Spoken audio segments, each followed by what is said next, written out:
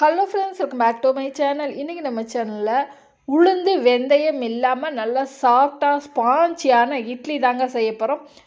Ration புழுங்கலரிசியும் soya beans வச்சுருந்தாங்க செய்ய போகிறோம். இந்த சோயா பீன்ஸ் நல்லா சத்தாக குழந்தைங்களுக்கு நீங்கள் சுண்டல் மாதிரி அவிச்சு கொடுத்துக்கலாம், இல்லைன்னா புலாவ் செஞ்சுக்கலாம். இந்த சோயா பீன்ஸை வச்சு இன்றைக்கி நல்லா சாஃப்டான இட்லி வாங்க எப்படி பண்ணணும்னு வீடியோக்குள்ளே போய் பார்த்துடலாம். இந்த வெள்ளை சோயா பீன்ஸு நான் 1 டம்ளர் அளவு எடுத்துருக்கேங்க.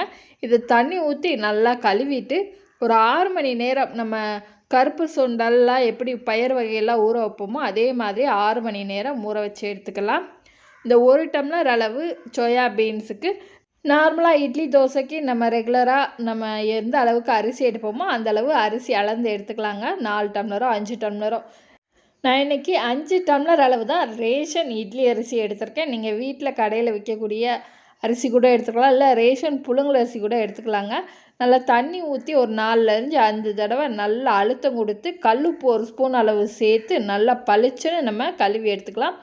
இந்த ரேஷன் குண்டு அரிசியை ஒரு 4 மணி நேரம் தண்ணி ஊற்றி நல்லா ஊற வச்சு எடுத்துக்கலாம். சோயா பீன்ஸ் 6 மணி நேரம் ஊறணும்.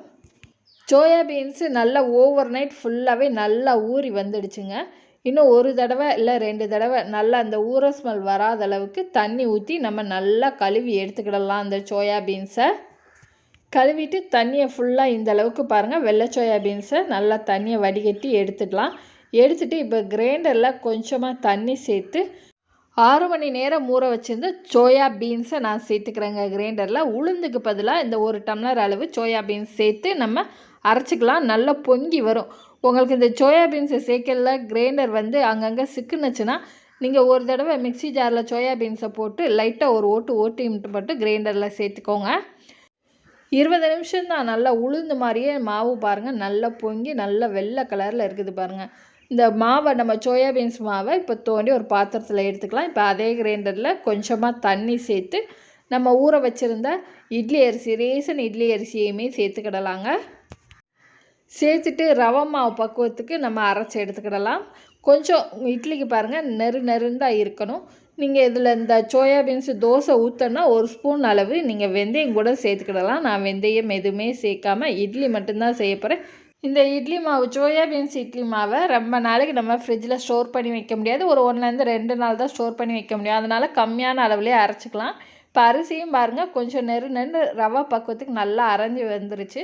இதை நம்ம உளுந்து அரைச்ச பாத்திரத்துலேயே நம்ம அரிசியை மாற்றிட்டு 1/2 ஸ்பூன் அளவு உப்பும் சேர்த்துட்டு நல்லா சோயா பீன்ஸ் மாவும் அரிசி மாவும் நல்லா கலந்துடுற மாதிரி ஒரு நிமிஷம் கைட்டே நல்லா நம்ம கலந்து விட்டுக்கலாங்க.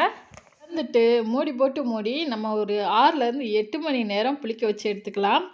மாவு இப்போ 8 மணி நேரம் கழித்து நம்ம ஓப்பன் பண்ணி பார்க்கையில் மாவு பாருங்கள் புளிச்சு வந்திருக்கும். இப்போ நல்லா கரண்டி வச்சு ஒரு தடவை கலந்து விட்டுக்கலாம். அடியிலேருந்து மாவு ரொம்ப தண்ணியாக இருக்கக்கூடாது, ரொம்ப கட்டியாக இருக்கக்கூடாது. பாருங்கள் இந்த அளவுக்கு இருக்கணும் மாவு இட்லி மாவு பக்குவத்துக்கு. நல்லா கலந்து விட்டு இப்போ இட்லி பாத்திரத்தில் நம்ம தண்ணி ஊற்றி நல்லா கொதிக்க வச்சுட்டு இப்போ இட்லி மாவு நம்ம எல்லா தட்டிலையும் ஊற்றிடலாங்க. ஊற்றிட்டு தண்ணி நல்லா கொதித்ததுக்கப்புறம் நம்ம ஊற்றுற இட்லியை வச்சு மூடி எப்போ இட்லிக்கு வேக வைக்கிற மாதிரி ஒரு 8லேருந்து ஒரு 10 நிமிஷம் மீடியம் ஃப்ளேமில் வேக வச்சுட்டு 10 நிமிஷம் கழித்து ஓப்பன் பண்ணி லைட்டாக தண்ணி தொளிச்சிட்டு நம்ம விரலில் லைட்டாக அழுத்தும் போது நல்லா இட்லி மாவு ஒட்டாமல் இருந்துச்சுன்னா நல்லா வெந்துருச்சு. இப்போ இட்லி சூப்பராக வெந்துச்சு. இப்போ நம்ம தட்டில் சர்வ் பண்ணிடலாங்க. நல்லா சாஃப்டாக பூ போல் கொஞ்சம் கூட வெந்தயம் உளுந்து சேர்க்காம சூப்பரான சாஃப்டான சோயா பீன்ஸ் இட்லிங்க. நல்லா ஹெல்த்தியாக ஆரோக்கியமாக இருக்கும். இட்லிக்கு நான் இன்றைக்கி சாம்பார் தான் சர்வ் பண்ணியிருக்கேன். நீங்களும் வெந்தயம் உளுந்து சேர்க்காத பஞ்சு போல் இட்லியை உங்கள் வீட்டில் ட்ரை பண்ணி பார்த்துட்டு எப்படி இருந்தாலும் உங்களோட ஃபீட்பேக்கை கமெண்ட் பாக்ஸில் கமெண்ட் பண்ணுங்கள்.